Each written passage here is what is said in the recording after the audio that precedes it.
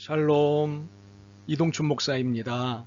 오늘도 여러분의 삶이 주님의 평안으로 가득하시길 기원하며 하나님의 말씀을 나누겠습니다. 오늘 주시는 말씀은 사도행전 11장 1절에서 18절 말씀입니다. 이 말씀 중에 1절에서 4절까지 읽도록 하겠습니다. 유대에 있는 사도들과 형제들이 이방인들도 하나님의 말씀을 받았다 함을 들었더니 베드로가 예루살렘에 올라갔을 때에 할례자들이 비난하여 이르되 내가 무할례자의 집에 들어가 함께 먹었다 하니 베드로가 그들에게 이 일을 차례로 설명하여 아멘. 사도행전 11장 1절에서 18절 말씀을 본문으로 사도행전 강의 20번째 시간으로 답답한 현실만 있는 것이 아니다. 주님이 계시다. 라는 제목으로 말씀을 나누도록 하겠습니다. 그러면 그렇지, 내 그럴 줄 알았어. 이 말은 예언적 발언입니다. 지금 일어난 일을 진작부터 알고 있었다는 말이기 때문이지요. 그러나 이 말은 자조적이기도 합니다. 자기 비판적 또는 자기 비관적 언사입니다. 기대했던 일이 안 됐을 때 부정적으로 내뱉는 말이기 때문입니다. 물론 일이 잘 됐을 때도 이 표현을 사용합니다. 그러나 긍정적 평가보다는 주로 부정적 평가로서 그러면 그렇지, 내 그럴 줄 알았어 라는 의미로 사용합니다. 사실 우리의 삶은 이런 언사를 쏟을 일이 많습니다. 현실은 답답한 일이 많기 때문이지요. 더욱이 나는 잘했는데 상대가 이것을 반대하거나 이해하지 못할 때 답답함은 배가 됩니다. 그러나 분명한 것은 내가 틀리지 않았다면 그 답답한 현실은 반드시 상황 종료가 됩니다. 그리고 그 답답한 현실이 계속되더라도 그것을 보상해주는 다른 복된 현실이 우리를 기다리고 있습니다. 왜냐하면 우리의 인생은 그리스도께 기대어 있기 때문입니다. 오늘 본문은 이 사실을 정확하게 보여줍니다. 베드로가 고넬료를 만난 일, 그리고 그 집에서 행한 일은 대사건, 대사고였습니다. 왜곡된 선민의식에 갇혀 이방인과의 접촉을 범법 행위로 알고 있던 유대 사회에서는 해서는 안 될 행동이었기 때문입니다. 그러나 이는 대사건인 것은 맞지만 대사고는 아니었습니다. 잘못한 것이 아니었기 때문입니다. 왜곡된 것을 바로잡은 것이기 때문입니다. 이는 종교개혁과 같습니다. 종교개혁은 사고를 친 것이 아니라 왜곡된 기독교를 바로잡은 사건이었습니다. 베드로가 이방인인 고넬료를 포함해 많은 이방인을 만나 대화하고 세례를 베풀고 음식도 나누고 잠도 같이 잤다는 소문이 유대 전역에 있는 사도들과 성도들에게 순식간에 퍼졌습니다. 그들에게 이 소식은 충격 그 자체였습니다. 베드로가 예루살렘에 돌아오자마자 비난의 화살을 집중해서 맞은 것을 보니 그렇습니다. 2절과 3절입니다. 베드로가 예루살렘에 올라갔을 때에 할례자들이 비난하여 이르되 내가 무할례자의 집에 들어가 함께 먹었다 하니 할례자들은 베드로에게 당신이 그들과 함께 먹었느냐는 질문을 하지 않았습니다. 당신은 그들과 함께 먹은 범법자다라고 판결을 했습니다. 묻지도 않고 따지지도 않고 이런 자에 정죄하였습니다. 사실 그들의 입장에서는 이것은 물어볼 깜도 되지 않았습니다. 정죄만이 답이었습니다. 이 정죄의 판결에 베드로는 적지 않게 당황했을 것입니다. 나름 각오는 했어도 질문도 추궁도 없이 단도직입적으로 판결하는 이 분위기가 적잖이 당황스러웠을 것입니다. 이런 일이 대한민국 사회에도 심심치 않게 벌어지고 있습니다. 국정감사를 한다며 국회의원이 사실관계도 없는 것을 들이대고 고함에 삿대질을 하는 것이 이와 같습니다. 진실은 아랑곳하지 않고 오직 정치만을 하는 이들은 진실을 듣지 않습니다. 사실관계도 확인하지 않습니다. 오직 자기에게 유리한 판결만 할 뿐입니다. 우리의 사적인 일상에서는 어떻습니까? 정중한 질문이나 사실관계에 대한 확인 없이 곧바로 정죄의 분위기를 몰고 가지는 않습니까?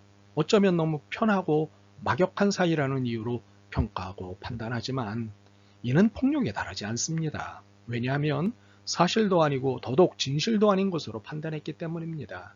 이 때문에 예수님께서는 너희는 비판하지 말라고 엄중히 경고하셨던 것입니다. 그런데 베드로는 이 당혹스러운 상황 앞에 침착하게 사실 여부를 소상히 설명하기 시작했습니다. 자신이 기도 중에 환상을 보고 말씀을 들은 것에 대해, 주님의 말씀을 따라 고넬료를 만난 것에 대해, 그들을 만나 행한 일에 대해, 성령님께서 어떻게 역사하셨는지에 대해 사실 전후와 그 관계에 대해 차례대로 소상히 설명했습니다. 이 친절하고 소상한 설명은 판결을 내린 이들을 설득하기에 충분했습니다. 사실에 입각한 설명을 듣자 진실이 보였습니다. 진실이 보이자 정죄는 더 이상 자리에 있을 수 없었습니다. 18절을 봅니다. 그들이 이 말을 듣고 잠잠하여 하나님께 영광을 돌려 이르되 그러면 하나님께서 이방인에게도 생명 얻는 회개를 주셨도다 하니라. 이처럼 힘은 진실에 있습니다. 진실이 힘이기 때문입니다. 그렇게 우리가 믿는 것은 진실과 진리지 힘이 아닙니다. 그러므로 우리는 권력을 믿을 이유가 없습니다. 우리는 이를 베드로가 소상히 설명한 뒤에 던진 마지막 멘트에서 확인할 수 있습니다. 17절입니다. 그런즉 하나님이 우리가 주 예수 그리스도를 믿을 때에 주신 것과 같은 선물을 그들에게도 주셨으니 내가 누구이기에 하나님을 능히 맡겠느냐. 이것이 인생의 정답입니다. 이것이 신앙인인 우리의 답입니다. 내가 누구이기에 하나님을 능히 맡겠느냐. 하나님이 힘이십니다. 하나님은 진리이시기 때문입니다. 그러므로 다른 곳을 다니며 힘을 구하지 마십시오. 다른 것을 기웃거리며 답을 구하지 마십시오. 힘도 답도 다 하나님께 있습니다. 우리는 그 하나님을 믿는 신앙인입니다. 내가 누구이기에 하나님을 능히 맡겠느냐는 베드로의 이 마지막 멘트, 이 강렬한 신앙 고백은 말 많은 이들을 잠잠하게 했습니다. 그들이 이 말을 듣고 잠잠하여, 참으로 베드로는 옳은 일을 했습니다. 아니, 옳음의 삶을 내맡겼습니다. 그리고 그 옳음에 기대 소상히 설명했습니다. 그리고 결정적 신앙 고백을 했습니다. 내가 누구이기에 하나님을 능히 맡겠느냐? 그렇습니다. 옳음이 신앙 고백입니다. 신앙 고백이 옳음이 아닙니다. 신앙 고백은 옳음으로 신앙 고백이 되기 때문입니다. 이 땅에는 옳지 않게 살면서 신앙 고백을 하는 이들이 너무 많습니다. 거짓과 타협하면서 진실을 외면하면서 고통받는 이웃을 무시하면서 신앙 고백만 하는 이들이 너무 많습니다. 과연 이들의 신앙 고백을 그리스도께서 받아주실까요? 아마도 신앙 고백은 신앙 고백이니 받아주실 것이라고 믿고 싶을 것입니다. 미안하지만 주님은 신앙 고백이라고 다 받지 않으십니다. 옳음을 위해 살고 있는 신앙 고백만을 받으실 뿐입니다. 거짓과 타협하지 않고 진실을 위해 고난을 받고 고통받는 이웃의 곁이 되는 삶을 사는 이에 신앙 고백만을 받으십니다. 하나님은 거룩하시기 때문입니다.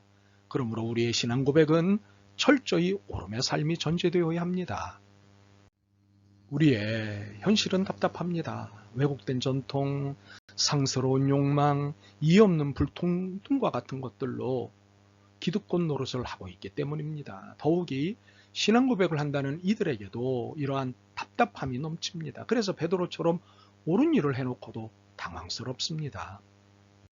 그러나 인생은 답답한 일만 있는 것은 아닙니다. 이렇게 답답한 일들로 끝나지도 않습니다. 왜요? 주님이 계시기 때문입니다. 주님이 이 답답한 현실에서 최고의 답이요, 이 답답함을 무너뜨리는 최고의 힘이시기 때문입니다. 답이시고 힘이신 주님을 막을 수 있는 것은 아무것도 없습니다. 우리는 이 주님을 믿는 사람들입니다. 그리고 우리 교회는 이러한 신앙 고백 위에 세워진 교회입니다. 이제부터는 답답해할 이유를 찾지 마십시오. 힘이신 그리고 답이신 주님만을 믿으십시오. 아멘. 주님, 현실의 답답함에 한숨을 내쉬는 일이 빈번했습니다.